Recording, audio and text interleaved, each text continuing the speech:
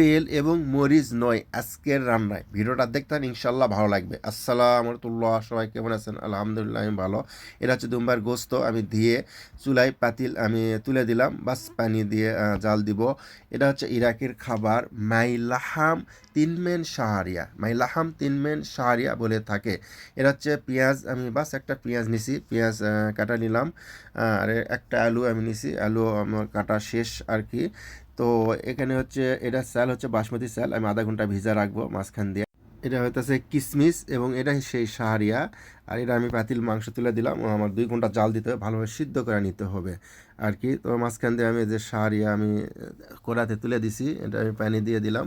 এখানে পরিমাণ মতো লবণ এবং হলুদের গুঁড়ো এবং মানে অল্প অল্প পরিমাণ আর কি, মানে জিরার গুঁড়ো এবং ধনিয়ার গুঁড়ো, বাস এইটুকু আর কি আমি ওটাতে দিয়ে দিলাম। শাহরিয়া বলতে বাংলাদেশে যে সাদা সিমাই আছে ওই সিমাই সেম ওই রকমই আর কি। হচ্ছে মাংসের উপরে যে আবরণটা পড়ে এটা ময়লা, এটা এভাবে ফেলা দিতে হয়, না হলে মাংসের একটু মানে গন্ধ অন্যরকম লাগে আর কি।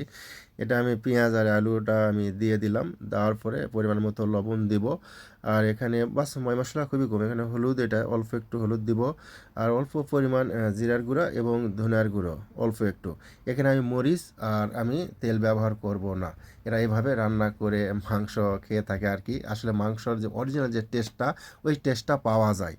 আর আমরা বাংলাদেশে তো প্রচুর পরিমাণ মশলা ব্যবহার করি দেখে আমার মশলার স্বাদ বুঝি আর কি। এটা হচ্ছে বাটার আর কি, বাটার অল্প একটু দিয়ে আমি কিশমিশ আর কি একটু মানে 2 মিনিট আর কি ইয়া করে নিতে হবে আর কি, তেলটা যেন সবার সাথে মিশ খায় আর কি। তো আসলে আমি একটাই কথা বলবো সবাইকে, মা বোনদের উদ্দেশ্যে, আপনারা ময় মশলা খাওয়ার কম চেষ্টা করবেন, তাতে শরীরের পক্ষে আপনার ফ্যামিলির পক্ষে খুবই উপকার। কেন অপচয় করবেন? এ তো সাহারিয়া, এটা দেখতাছি লবণ ঠিক আছে নাকি। তো এটা হয়ে গেছে আর কি। এটা হচ্ছে একদম আমার তো মাংসের তরকারিও আমার মোটামুটি শেষের দিকে আর কি হয়ে আসছে আর কি, দেখে নিলাম আর কি। তো এই তো শাহরিয়া হয়ে গেছে, কিশমিশও হয়ে গেছে। তো এই তো মাংসের তরকারি আলহামদুলিল্লাহ আমার মাংসের তরকারিও রান্না শেষের দিকে আর কি। এটা আমি গরম পানি তুলে দিয়েছিলাম, চাল আমি ভিজে রাখছিলাম যেটা, সেটা আমি দিয়ে দিলাম। তো একদম সেম আমি এটা বিরিয়ানি সিস্টেম রান্না করি। তো এই তো আমার হয়ে গেছে, মানে আমি 50% আমি সিদ্ধ করে নিছি চাল, নিয়ে পানি আমি ছাঁকা নিব আর কি। নেওয়ার পরে এখানে আমি অবশ্যই বাটার ব্যবহার করব, এই কারণে যেহেতু এটা বিরিয়ানি হবে। দিলে একটু ভাতের ঘ্রাণটা মানে ওইরকম মানে দুধের মতো একটা ঘ্রাণ আসে, ভাতের খুব স্বাদ লাগে।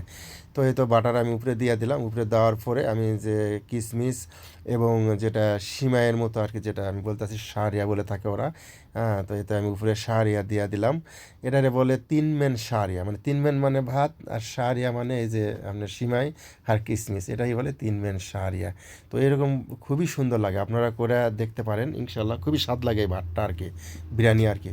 তো এই তো মাংস, টালটালা ঝোল মাংস, এই সেই রান্না মানে মরিচ এবং তেল ছাড়া আর কি, মানে মাংসর যে স্বাদটা ওই স্বাদটা পাওয়া যায়। বিসমিল্লাহির রহমানির রহিম। এরকমভাবে রান্না করে মানে তরকারি লাগবে না, এমনিতেই ভাতটা খাওয়া যায় আর কি, খুবই সুস্বাদু লাগে। তো এটা হচ্ছে সেই তেল এবং মরিচ ছাড়া রান্না, যে অরিজিনাল যে মাংসের যে স্বাদটা ওই স্বাদটাই পাওয়া যায়। রহমান আল্লাহ রিজিকে বারাকাত দে আল্লাহ। তো সবাই ভালো থাকবেন, সবার জন্য শুভকামনা রইল এবং সবার জীবন যেন ফুলের মতো সুন্দর হয়। আল্লাহ হাফেজ।